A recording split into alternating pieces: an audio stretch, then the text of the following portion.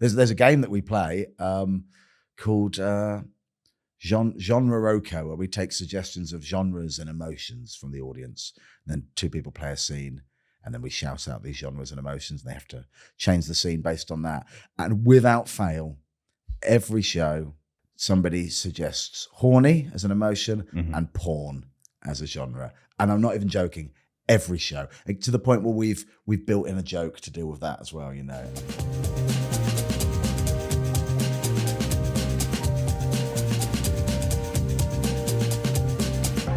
Hi, I'm Zack Newmark, and you're with Damn Yankee, the show that brings you all the best comedians, entertainers, performers, artists, and authors based here in the Netherlands and those traveling through the country.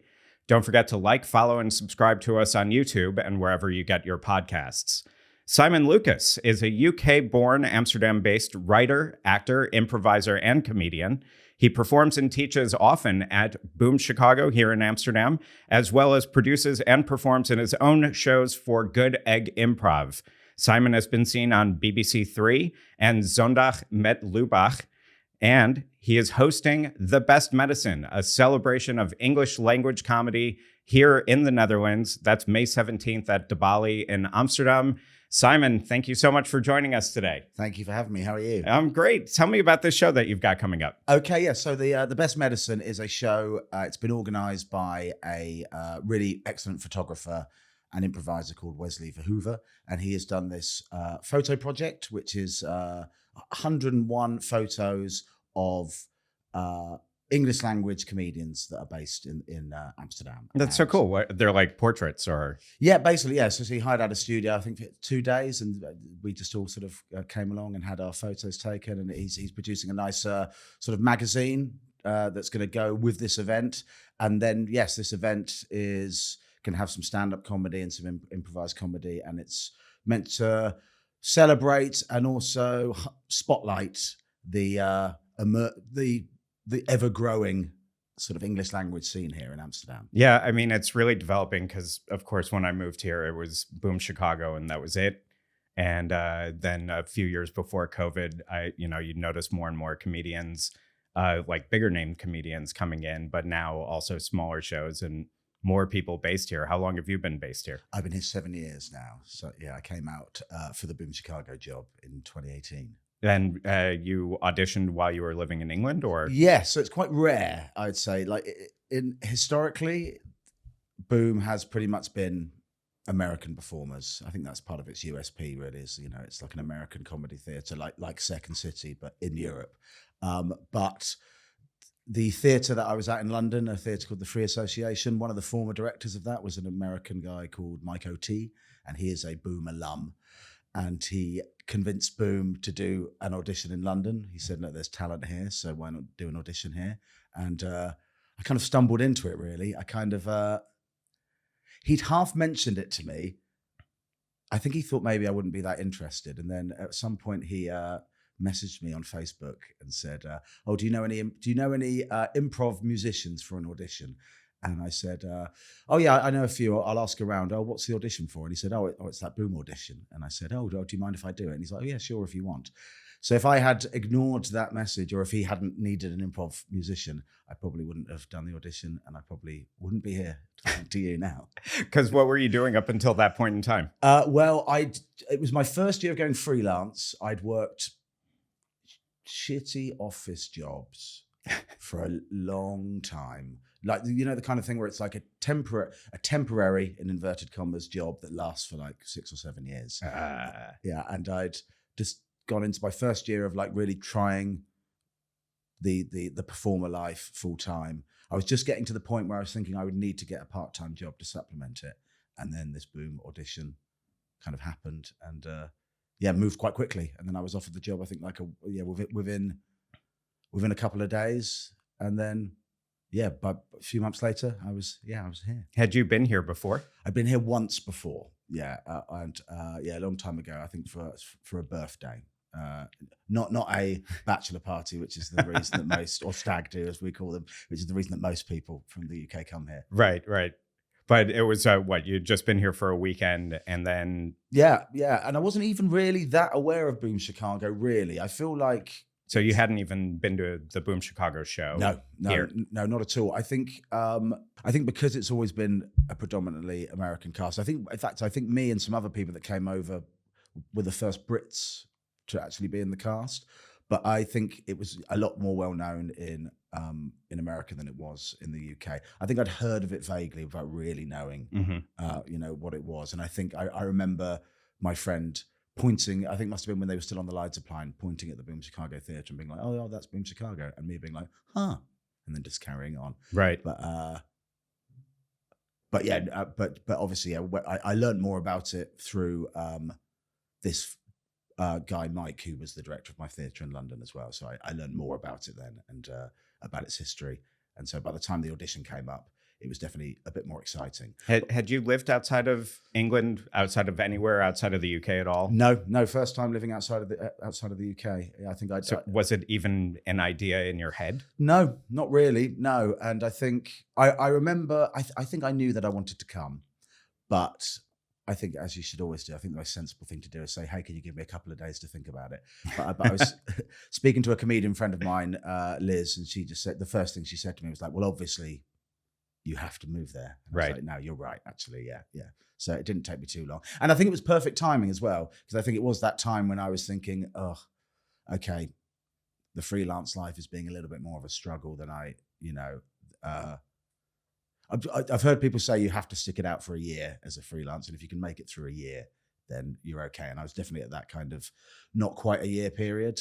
Mm-hmm. And then, this sort of fell into my lap. What were you doing in terms of performing at that time? So I was doing small bits of filmed work, but like tiny bits, like a commercial here.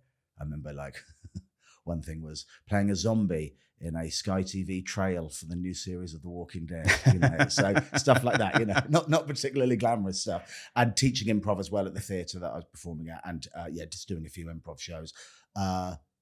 Low paid improv shows, but mainly my main income. I worked at a comedy club as well doing admin, so that was supplementing me a bit, and then I was teaching improv and doing small bits of filming work as well. What kind of got you into improv in the first place? Yeah, well, this is probably a cliched answer, but I loved Whose Line Is It Anyway when I was a kid. But I didn't really think of it at all as a thing. That, you're in like what? You're 40 mid-40s? Yeah, 42. So you're talking like early days of that show. Yeah, the 90s. So the British Whose Line. And but I never thought of it as a thing that was like a thing that you would do. Like, but then I think in the UK it wasn't as big as it is now. I think especially when it comes to sort of the Chicago style long form improv. That's a thing that I think only came over to the UK in like the late 2000s, maybe. But yeah, I did a theatre degree at university. And then I remember a friend of mine saying, oh, I've done this improv class. It was really, really good. I remember him giving me the flyer, and I remembered the name, and but didn't do it until 4 years later, I think. Just one day I was like, I think I'm going to try doing an improv class, and then just took a class. Yeah, and just... I found that I really enjoyed it without wanting to sound like too egotistical. I found that I was like reasonably good at it as well, like quite quickly. So I think that was kind of like, so it was something that kind of quickly snowballed into at least me being able to do it as a skilled amateur. And then that eventually led to me. Were you always kind of into performing? Was that always a thing for you? Yes. Although after university, I think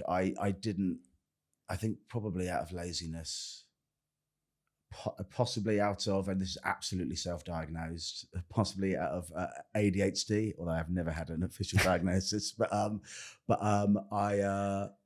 wasn't very good at getting myself together after university, so I plunged into basically like a temporary jobs. Well, I say temporary jobs that lasted for a long time. Temporary jobs you didn't let go of, and they didn't let go of you. Yeah, exactly. Right.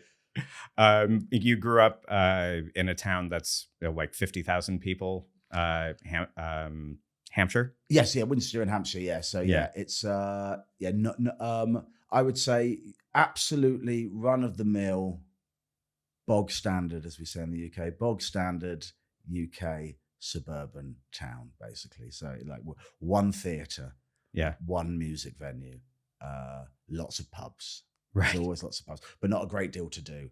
But yeah, I went to university in London. I think as soon as I went to London. But what was that for you growing up? I mean, did you have a lot of opportunity to, kind of like, test theater or, give performing a try, give your other interests a try? Or was it really kind of like, small, closed-minded vibe? No, I think I was always interested in theatre. So I think I played Scrooge in a school production of A Christmas Carol when I was 7, I think. So I was always into, yeah. It's not really very good casting. Hey, but it's the 7-year-old main is Scrooge. Yeah, to be fair, everybody else was kids as well. They were limited for options. Got it. Yeah. It would have been weird if I was a child Scrooge and everybody else was adults. Right. Yeah, Yes.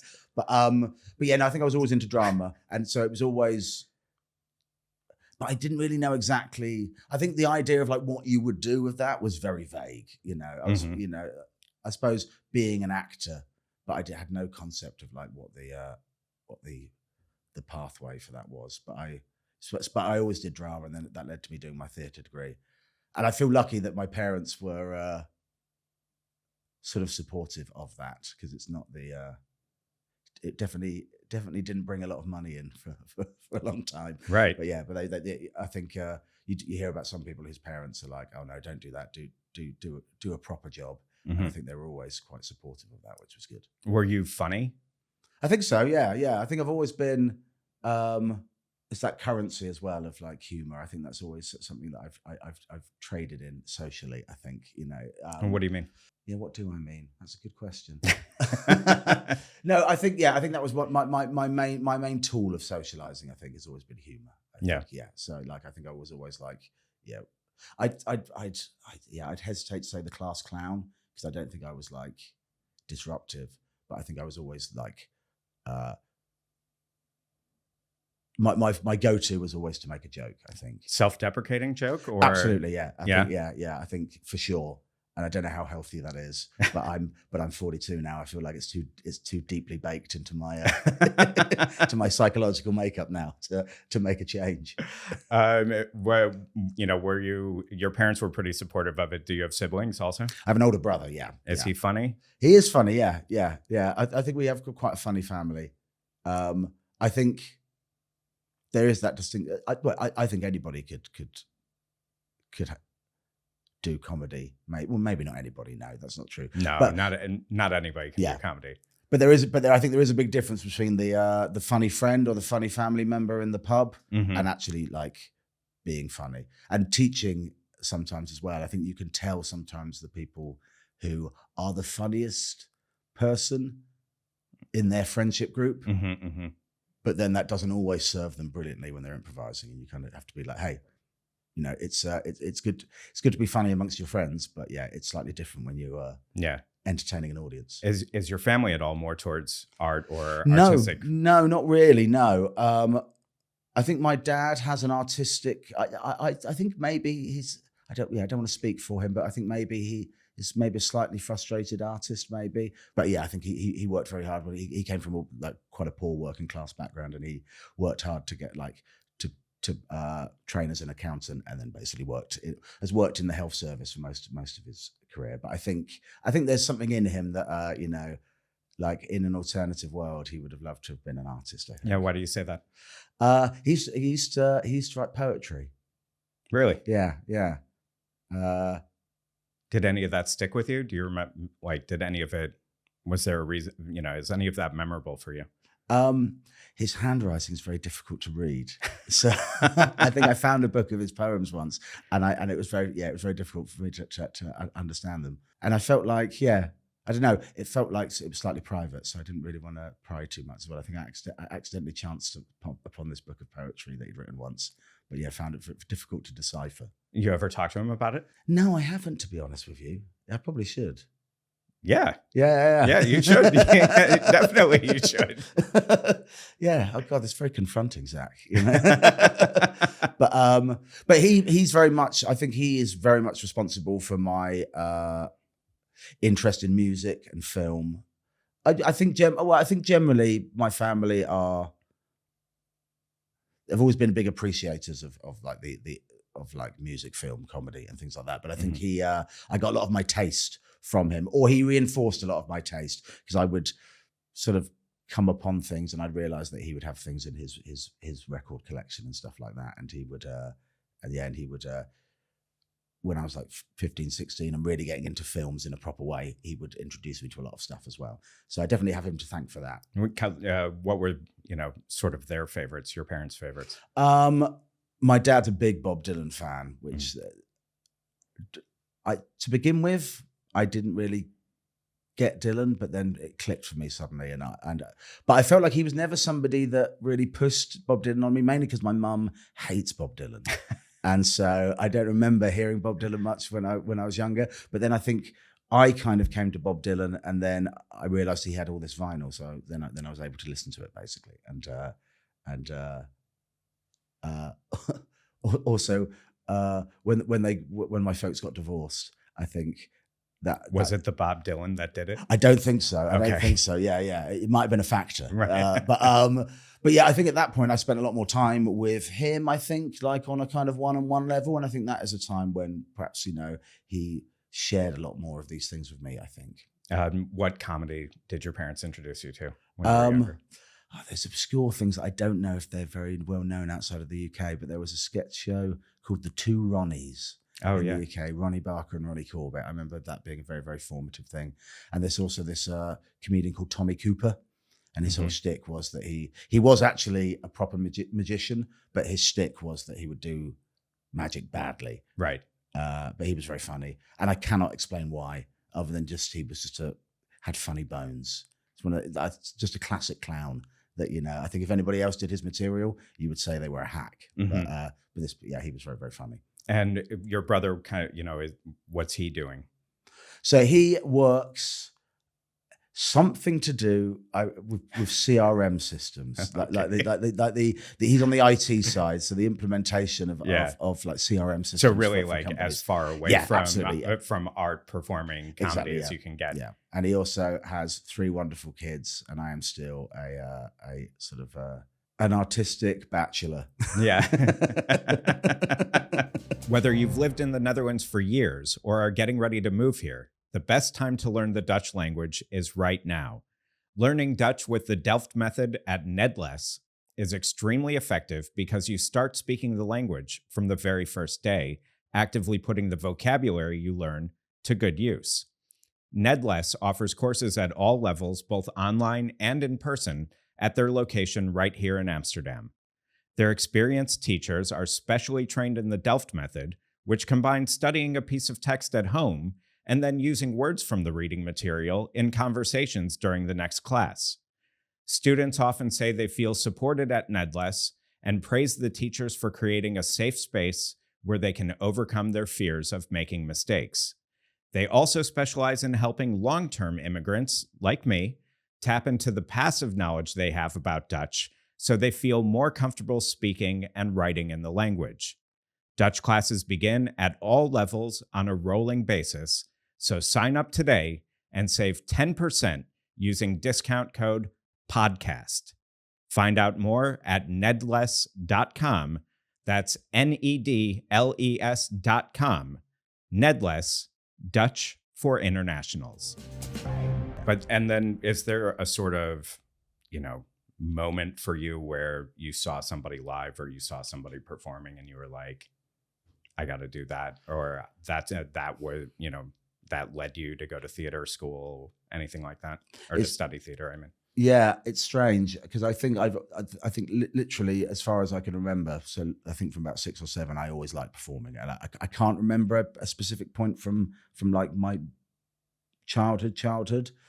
Yeah, I remember going to, there's a comedian called Harry Hill in the UK. I remember going to see him live in the UK when I was probably about 16 or 17, and he was a big influence on me then as well. Yeah. And but again, I think none of these things really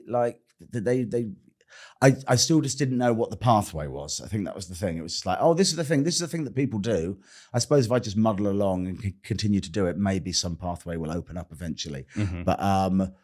But yeah, Harry Hill was a big influence. There was a lot of TV stuff as well, TV comedy. I mean, Monty Python, I know that's an obvious answer, but yeah, Python was a big one. Right. There's a guy called Chris Morris, a British sort of satirist that's very, very good. I think he was a big influence on me as well. Where is it that you wound up studying theater? Roehampton in southwest London. Roehampton. Roehampton, yes. Is that a university? Yeah, university, yeah. Yeah. So it was less drama school. It was more like a theoretical theatre degree. So I'm not like a trained actor or anything, but there was opportunities to do lots of creative stuff there. But it was also, theoretical. So you also studied things like socialist theatre in Britain. What is socialist theatre in Britain? Or do I have to go and re-enroll? Well, I would say, just playwrights who wrote from a socialist perspective, basically. So sort of like about social injustice and stuff like that, or there would be modules on censorship and offence. That was another model, and that just looked at art that challenged and things like that. So you could pick and choose things that you could do for this module, which was nice. And there are a couple of comedy modules as well, which I think allowed me to write and develop a bit more. I think that's when I first started to actually write my own stuff, was at university. I can't tell because, we don't know each other very well. I met you today, and I can't quite put my finger on whether you would have enjoyed the theoretical side of it or the performing side of it more. Was there one that you because when you talk about it, you seem like, interested, but out of having had to do it. And I can't really tell if that's an interest that you genuinely formed. Which side of it was really interesting for you at that time? I find them both interesting. And I think, to be honest, this talks back to my absolutely non-medically verified self-diagnosis of ADHD. I think I enjoyed the study aspect of it, in the sense that it kind of like, it forced me to read and research things, which was great. And I really, really enjoyed that. And I found it very mind opening. And I feel like outside of that sphere, I sometimes struggle to motivate myself to like really in-depth research and study things, but I did enjoy it, I think. But for me, it all fed into the performance as well. And I quite liked, because a lot of it was about performing stuff that was linked to the theoretical stuff. So it was all, it all linked in together for me, which I liked. But I think the performing is obviously the thing that, I get the most fun out of, I would say. What was the, then, you're kind of bridging into becoming an adult. So what was that sort of formative, moment for you on stage? What was kind of the thing where you were like, this is, that you just had this kind of, did you have that moment? Well, yeah, I did bits and bobs of sketch comedy, but again, this was kind of like never with like full intensity and focus. Mm-hmm. I used to have like a sketch partner that I went to university with, and we would do like a man or a woman? A man, a guy called Joe, and we did that sort of the open mic scene in the UK with sketch comedy, which was always a weird fit because it's mainly stand-ups. But it always used to go down quite well, but then we never really had a plan. So there was never, and then eventually he got a very respectable, proper job as like head of drama at a school. And so wasn't able to do it so much anymore. But I think 2011 was a big turning point for me because I started improv for the first time. I took a sketch show up to Edinburgh, the Edinburgh Fringe Festival, for the first time. And I started running a stand-up night in southwest London in Putney, which I still book to this day. And that felt like that was three things that really kind of launched. That was all in the same year. All in the same year, yeah. I mean, yeah, that's a turning point. How do you not describe that? Yeah, as a turning point, right? Yeah, absolutely. Yeah, I think that's when I kind of, it felt like, so through the improv, I was definitely beginning to scratch the performing itch. I wrote the sketch show, so that kind of was the first sort of big thing that I'd written. And then the comedy night, because it's got to the point when it's quite a successful comedy night now, and that's just allowed me to meet and build contacts with a lot of comedy people in the UK as well. So I think, those were all like big moments, but it was still a long time before I ended up doing it full time in Amsterdam. Right.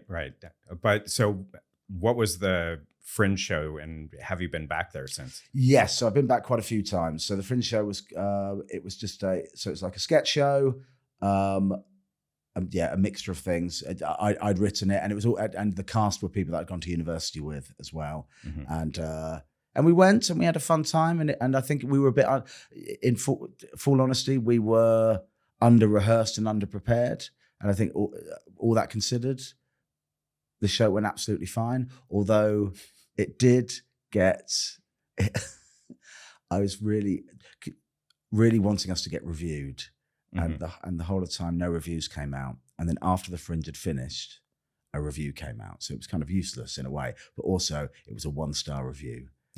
and it ended with the word avoid. Oh no.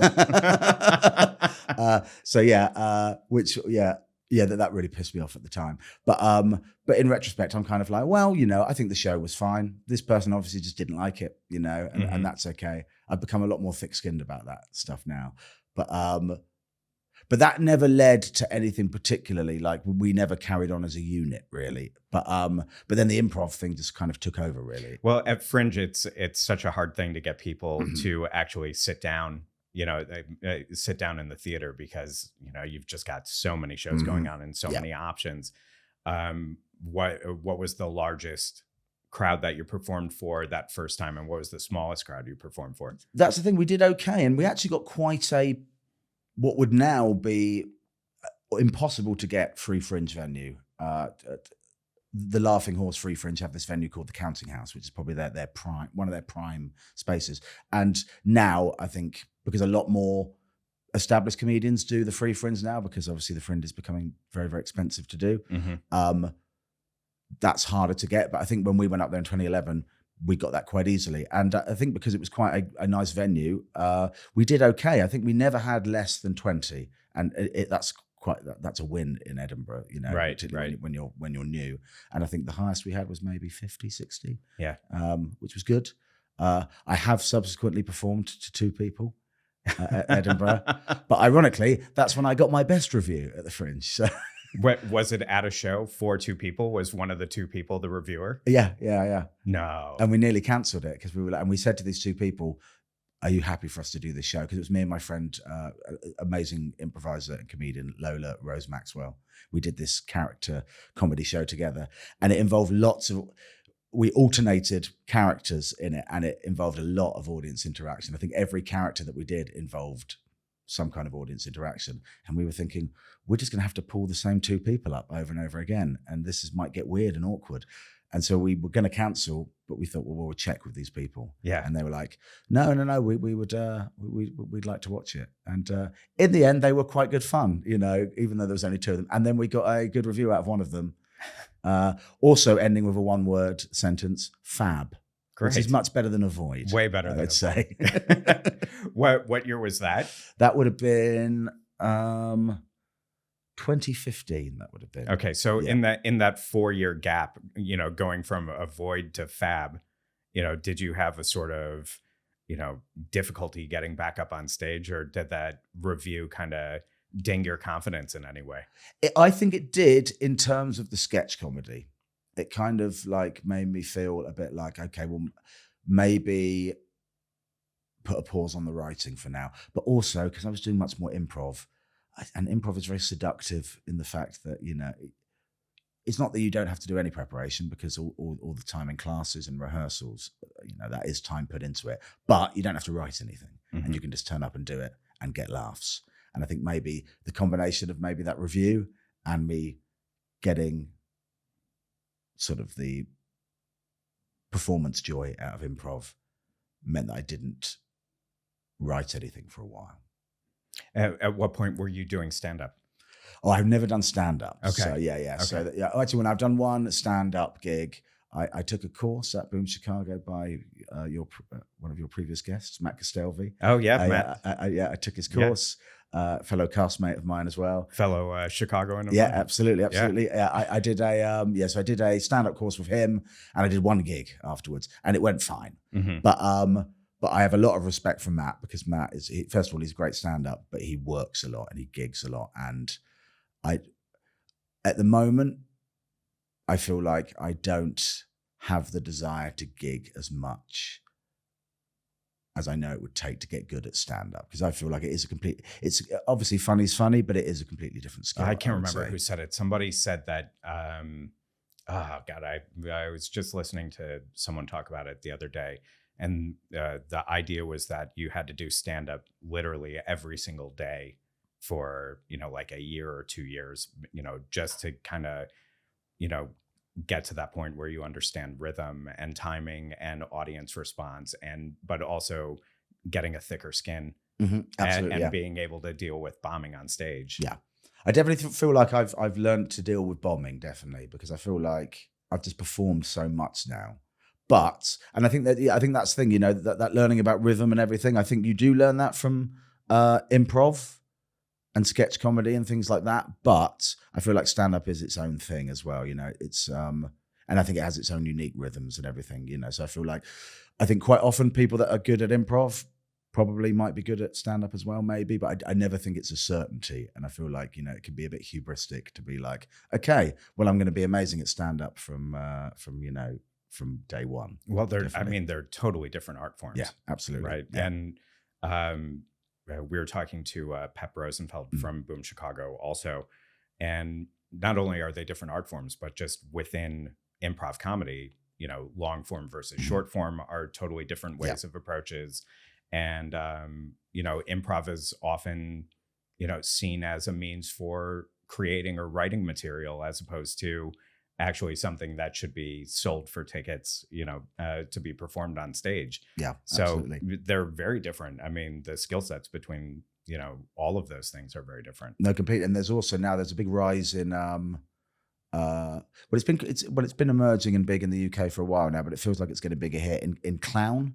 So there's a great comedian and improviser, Lara Ricotta, who won Best Newcomer at the Edinburgh Comedy Awards a couple of years back. So she's based over here. She's been bringing a lot of clown comics over, and tell me what you mean by clown comics. Yeah, so yeah, I and do they all come together in the same car? No, they do not. No. So yeah, clown is more kind of, and I am not an absolute expert, although I have done some workshops in it, and I have enjoyed many clown performers, but it's more, and I feel like it has some surface level similarities to improv, but it's very different philosophically. And so clown is all about literally trying things out, and your only concern is how the audience is receiving them, which I know that is a concern for comedy in general, but it's like in the moment you do something and you are asking yourself, do the audience love me? Are they enjoying this? And if they're not, then you stop doing it and you do something else. Whereas I feel like in improv, quite the philosophy is like, okay, if it doesn't work, you work to make it work. Whereas in clown, it's like, no, that's not working. You abandon it and you try something else. So it's like the like a real kind of in the moment, give and take symbiotic relationship with the audience. That is kind of, so it's not really, it's less cerebral, I would say, but it is but it's when you see good clown, it's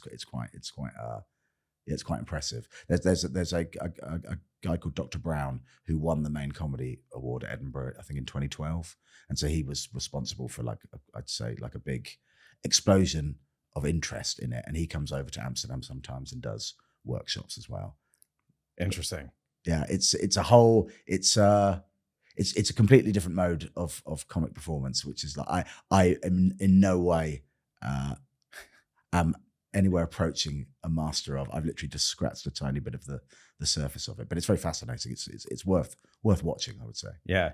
So anyway, now you did Fringe a couple of times, and you were doing the performing in the UK. What was that year leading up to you coming out here?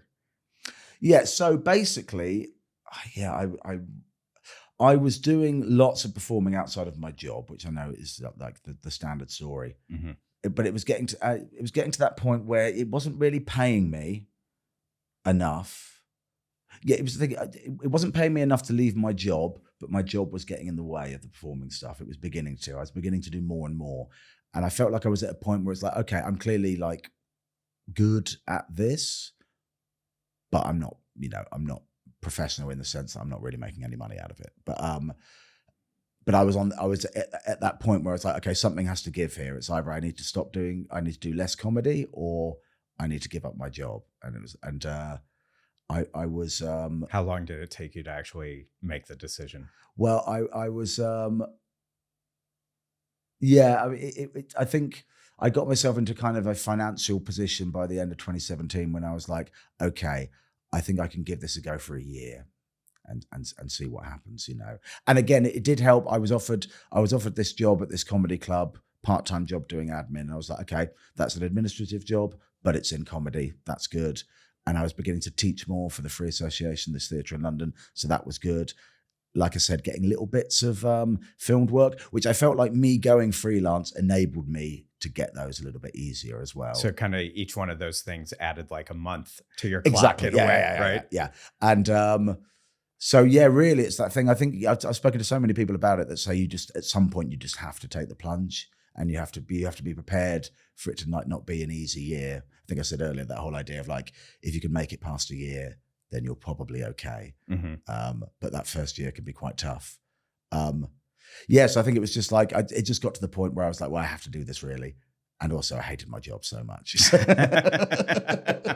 really beginning to like psychologically affect me, I'd say. Americans, you still have one last chance to collect the extra $1,400 the U.S. government owes you from round 3 of the stimulus package if you're behind on your taxes. The experts at My Expat Taxes can guide you through the process just like they helped me. If you haven't filed taxes in the U.S. in a while or ever, My Expat Taxes will quickly and easily bring you up to date with the IRS. That way, you can still collect that stimulus check, but only if you sign up and file by June 16th. Even after living abroad for 17 years, American tax bureaucracy used to feel like a Kafka-esque nightmare for me, but not anymore. My Expat Taxes gives me a real sense of relief with their easy-to-use, up-to-date software, maximizing tax benefits like the foreign earned income exclusion, and they even filed my bank account reporting at no extra charge. They are secure and reliable with a commitment to data privacy and confidentiality. So whether you're catching up or simply filing your return on time, let the experts at My Expat Taxes wipe away your tax anxiety. Use discount code DAMNYankee and get 10% off your purchase. That's DAMYANKEE, Damn Yankee. At myexpattaxes.com, your life just got a whole lot easier. That year that you started booking more gigs, leading up to when you got the open audition for Boom Chicago, but I'm really curious about that year because I'm wondering if up to that point, were you having feelings of like whether or not it was the right thing for you, whether or not you were adequate, whether or not you were good at it, imposter syndrome, stuff like that. Were you dealing with any of that at that point? I would say that never goes away to a degree. I would say I fluctuate between, I'm good at this, and kind of like, not that I'm the best at this, but like, yeah, I'm bloody good at this. To, oh my God, I sometimes I'm like, oh my God, if I've lost it, whatever it is, I've lost it, or maybe I never had it, or maybe I've been found out now. I think I often oscillate between those two states. So I think that would not have been unique to that time. I'd say I still get that now sometimes. So even after getting the audition for Boom Chicago, winning a place in the theater or in the theater company, even after that point, that wasn't enough for you to be like, you know what, other people recognize I'm good at this. They know that, what it looks like to be good at this. And that still wasn't enough for you to think, hey, wait, maybe I am actually good at this. It is sometimes. I think the thing is, though, sometimes I feel like, oh no, maybe I'm not good at it anymore. I think that I just get that sometimes. But I think it's like I make a lot of tedious sport analogies with improv. But I think that there is a lot of analogies. But I think it's like form. I think particularly because you're making it up on stage, I feel like it's so mood dependent. It's so lots of things affect it. And I feel just like as a sports person goes out of form sometimes, I think just occasionally you go out of form a little bit. And I do think my baseline is like so much higher than it was. So I need to reflect on that sometimes and be like, okay, well, when I think I've had like a bad show, I kind of think like, oh God, me from like 10 years ago would have been like, oh, that's a great show. So, but I do feel like, yeah, sometimes you just have I feel like sometimes I go on a bad run of form, and I imagine, I'm not a sports person, but I imagine sports people that do that go on a bad run of form maybe think like, oh, will I ever get out of this bad run of form? Mm-hmm. And then you do. Yeah.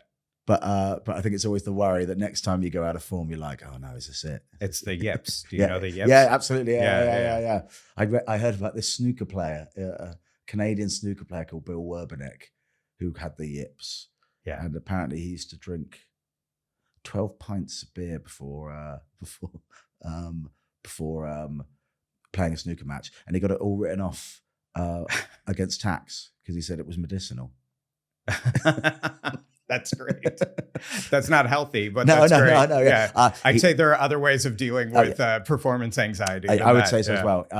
Suffice to say, he died in his 50s. That's like the least surprising breaking news story that you could come up with. But having that sort of like mentality of beating yourself up and, when you have a kind of a run of bad shows, is that, also kind of you being self-deprecating, when you were a kid, or making self-deprecating humor when you were a teen, things like that? Yeah, I think so. Maybe. Yeah. I think as well, I think like a lot of things, life is up and down. And Mm-hmm. I think for me, I feel like it's acutely improv. I think is very vulnerable to that. I think because you're making it up on stage. Right. So I feel like if it was, because I do a lot of written solo character comedy rather than stand-up. Mm-hmm. With that, you can still have a bad night or a good night maybe, but the material is always the same. At least you can rely on the material, and maybe you don't deliver it in the same way one night or the other. But with improv, it feels like it's it feels like very vulnerable to like however you're feeling at the time. And obviously, like particularly, I mean, like the pandemic was a big like rug pull as well, Yeah. And I felt like that took me a long time to kind of like, because that was literally like, oh, okay, regardless of whether or not I can do this, will I be able to do this again? You know? Because that was like a totally weird period because, here you had never considered leaving England, or it had never really been an idea for you to, walk out of this area where you've lived your whole life, or it wasn't like something that you were pursuing. Then out of nowhere, you get this audition for a theater group at, a 2-hour flight away or an hour flight away. You come over and move over here in 2018? 2018, yeah. In 2018. And then 2 years later, the UK has done Brexit. The pandemic hits.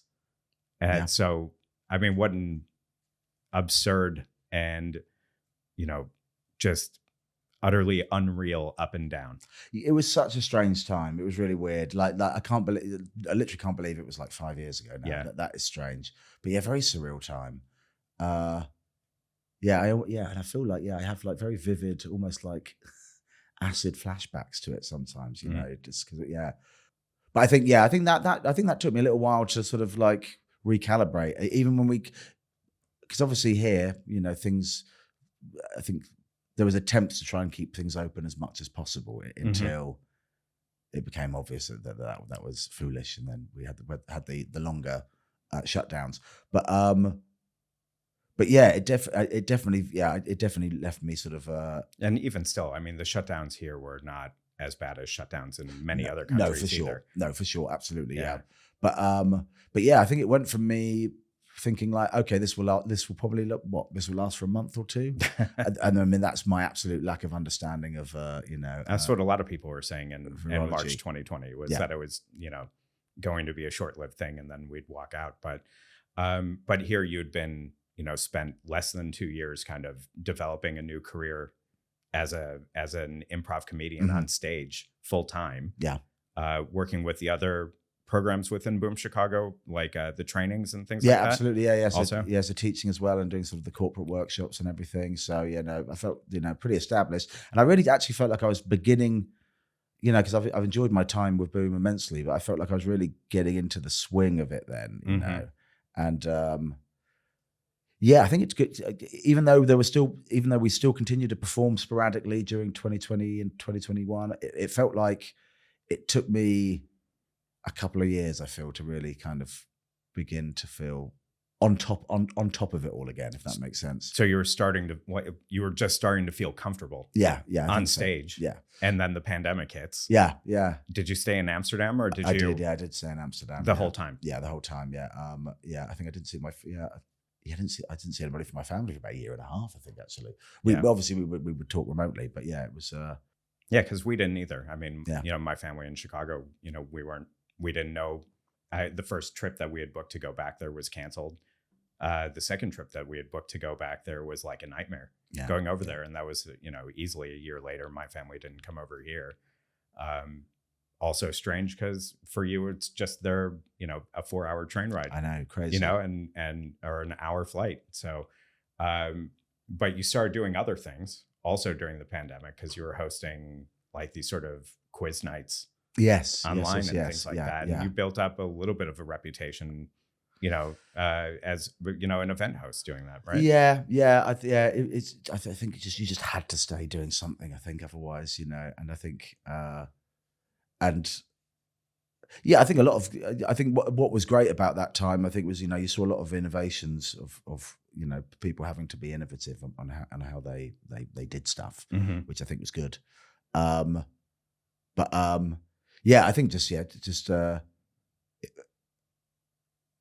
I think as well because it's like you said, I'd moved over here for the job, and I think the job is like so. I mean, it's such a big. I think it's weird. It's when you do a job, obviously it's your job, but when it's something that is your passion as well. When that goes away, that's kind of like, oh shit, it almost feels like, it's obviously we all, a job is important. Jobs are important, but it also felt like it was a bit of like, it was more than losing work. It felt like, so it was. So I definitely felt like I had to do something. Otherwise, I would go insane. Well, I went a bit insane anyway, but yeah. Were you at some point, were you thinking about leaving Amsterdam then? Things were changing all the time. So there was a point where we could have shows, but they had to be distanced. Right. Then there was a point where we could have larger shows. Then there was a point when we could have shows, but we couldn't have the bar open because they had a different rule for the Horeca. Right. And then a different rule for cafes and than they had for theaters. Yeah, right? Absolutely. Yeah. And then there was a point when we could teach, but we couldn't have shows. So there was always, at points there was always something. And then I think that Boom were very good at cracking the remote corporate workshops and shows. So I think that meant that there was always some work. Yeah. But it was just the uncertainty that was the difficult part of it, really. Yeah. Because it seemed like, I think it was maybe the beginning of 2021, maybe there was a really long shutdown. And I think that felt like, okay, well, I don't know what's gonna happen after this, but yeah. But I'm just wondering, but at that point, even though you had all these different things that you were working on and you were able to go from one thing to the other thing, the idea of going back to the UK was never in your mind? No, because I felt like as in moving back to the UK. Moving back to the UK. No, because I felt like, well, if I go back to the UK, the situation isn't going to be massively different in terms of, and actually I thought the situation might be slightly worse because I would be basically leaving my kind of like full-time, or even though it wasn't full-time at that time, but basically my employer, and not necessarily with anything to go back to that was a certainty in the UK. Whereas it felt like if we get through this, then there is still, then there is, I still have the job at Boom, and there will still be the opportunities at Boom. And that's how it sort of played out in the end as well. But also as well, Amsterdam's lovely. And I felt like if I'm going to be shut down anywhere, if I'm going to go for a walk in the park, or by the canals, Amsterdam is a nice place to be. I love London, but I think a lockdown in London would have been quite tough, I think. Mm-hmm. And I love my folks, but I don't know if I'd want to live with them during lockdown as well. Yeah, right.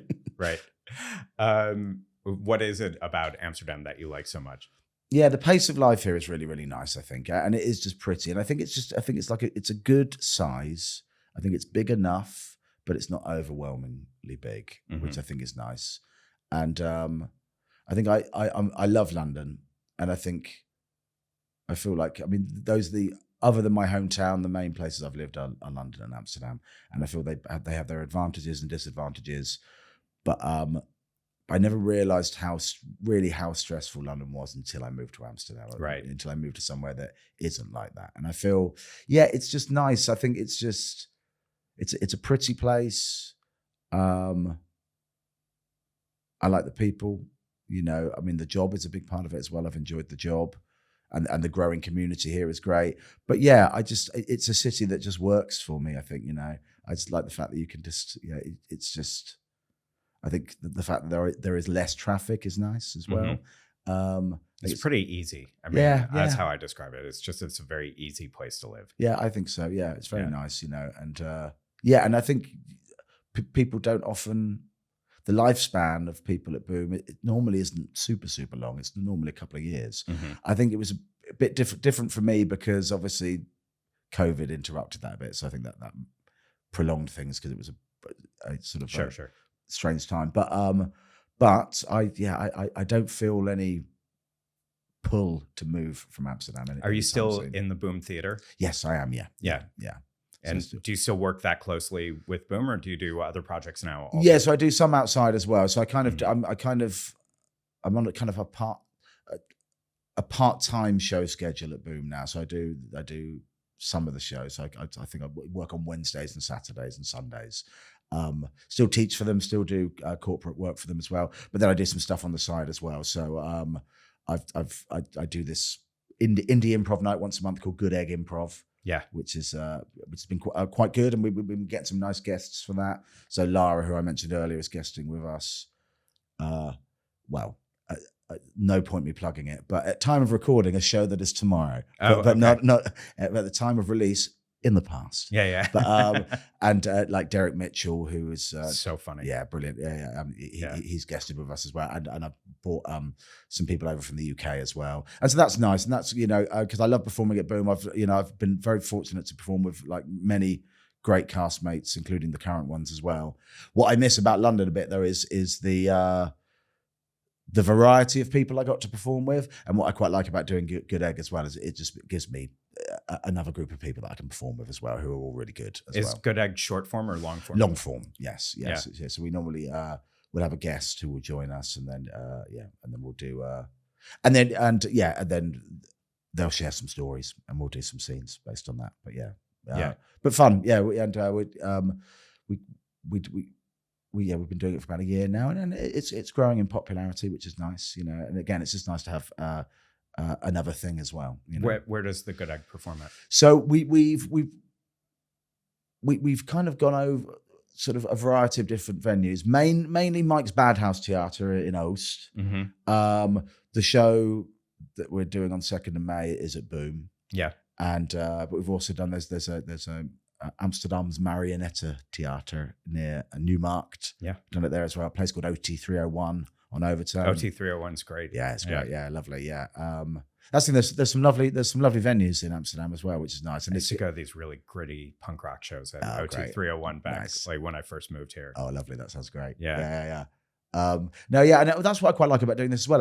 I've got to like work with and learn about some of the other different venues in Amsterdam as well, and that's what I love about it as well. There's a nice creative culture to Amsterdam as well, which is great. There's wonderful venues like OT 301's great, and Mike's Bad House Theatre is great as well. So, but when you tell me about this, it almost kind of reminds me in a way of like the 80s in the US when comedy was kind of one of the points in the US when comedy was taking off, and then suddenly every venue was trying to have a comedy night or trying to have, some sort of comedy show. Yeah. Do you feel that's what it's like yeah, here right now? Yeah, I think so. But I think it's growing. I feel like the English language scene, for obvious reasons, I feel like it's obviously been here for a while. And obviously Boom is like, I'd say, probably the driving force of that. But I feel like it's really growing recently, I feel.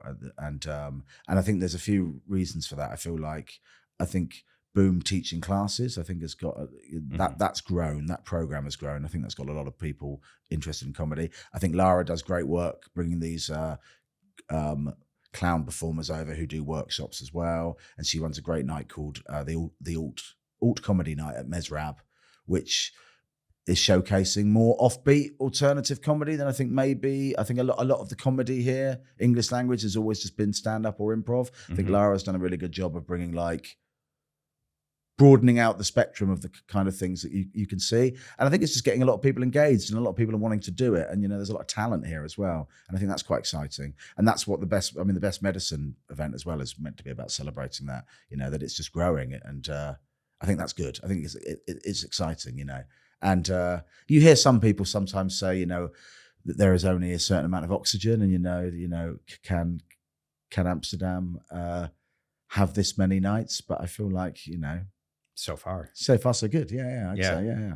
So, we were talking, before, and I'm just so curious because with all the years now that you've been doing improv, because now you're getting close to 15 years doing improv in one form or another.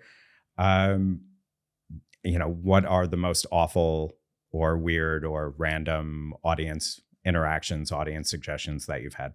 You definitely get some terrible ones. And I'd say I've heard them more here than I have done in the UK. Only because I think in the UK, it was, and I say this with love for the audience in the UK, I think it was a lot more improv nerds. And I would say that as a fellow improv nerd, whereas I think here at Boom, it's a bit more, you might get people that have never seen improv before and perhaps have never seen live theatre before, perhaps have never interacted with people before and feel like it's appropriate to shout out, for example, abortion as a suggestion. And they think they're helping. I think that's the thing. I think they think like,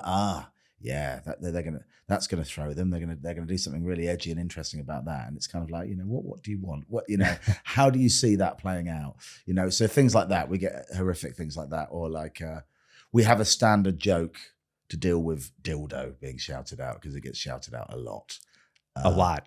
Yeah. There's a game that we play called Genre Roco, where we take suggestions of genres and emotions from the audience. And then two people play a scene, and then we shout out these genres and emotions, and they have to change the scene based on that. And without fail, every show, somebody suggests horny as an emotion and porn as a genre. And I'm not even joking. Every show, to the point where we've built in a joke to deal with that as well, And what's the joke? It's could you call it a joke? I'd say a funny moment, which is we get the technician to put the house lights up, and we like who said that, and we shame the person. And then if somebody says porn later on in the same run, which they often do, we'll get the lights up and we'll shame them and be like, oh, you two, you should hang out, right? So it's just a way of making light of it. I mean, and to be honest, then you put him with the abortion guy, and you've got it's comedy gold. Yeah, I wouldn't say this is. So there's been a weird thing. I don't want to be very spoilerific, although I haven't seen the show. There is something in there. There's the last couple of weeks. There's been a very White Lotus last series suggestion coming up a lot, right? Which I didn't know anything about until people explained it to me. Something shocking that happens in White Lotus season 3 is being suggested a lot at the moment. So that and that's not a great suggestion because it's kind of like, really? Do you want to see this?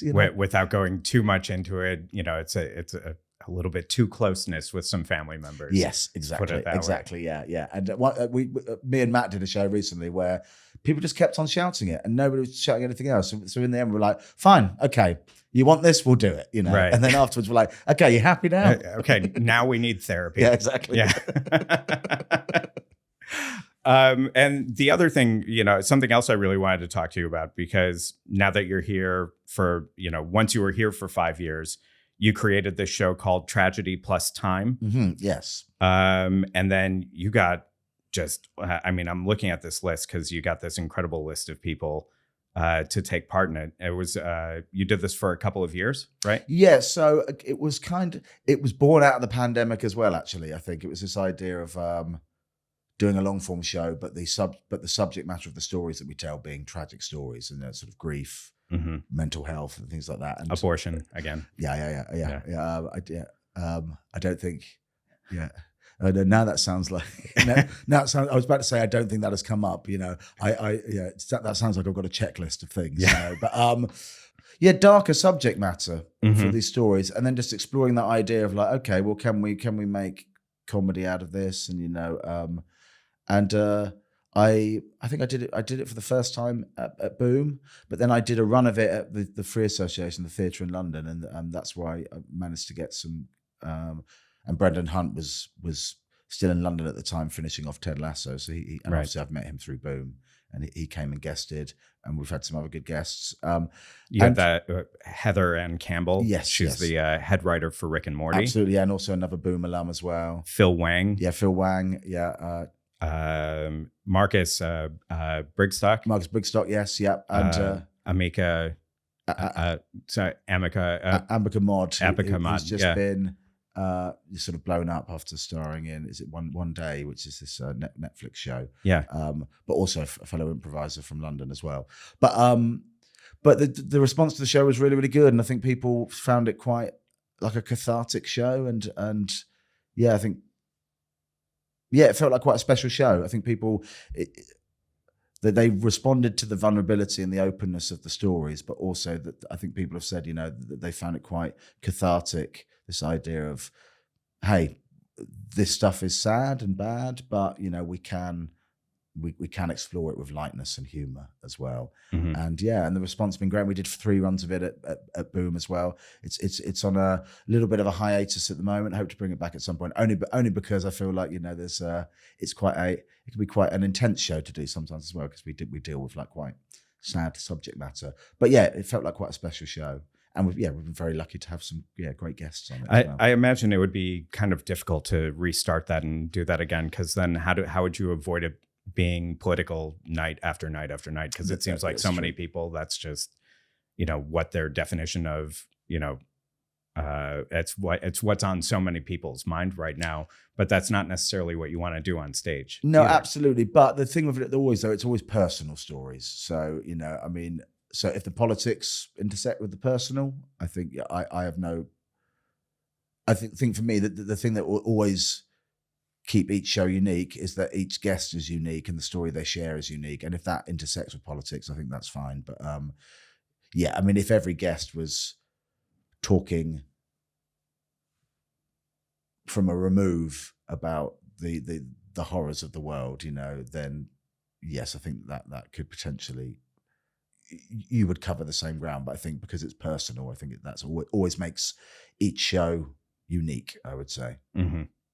But also for the cast, because we share stories as well, luckily we only have so much tragedy to pull from. So, for us as well, we want to sort of not do too many shows, because then obviously that we don't have things that we can, we run out of things to talk about as well. But still, it was also, it was a sellout run, or you sold out a lot of shows for it. Is it, there must also be the kind of part of you that's like, we've got to keep this going because we're still, filling seats and people still want to keep seeing it. So how do you sort of make that decision to pull the plug on it when at the same time there are still people who want to buy tickets for it? Well, yeah, but I think we did a lot of shows, I think, and I think things move on as well. And it's not a show that I have given up on, I would say. Just for me, I feel like it's perhaps a show that can come back a little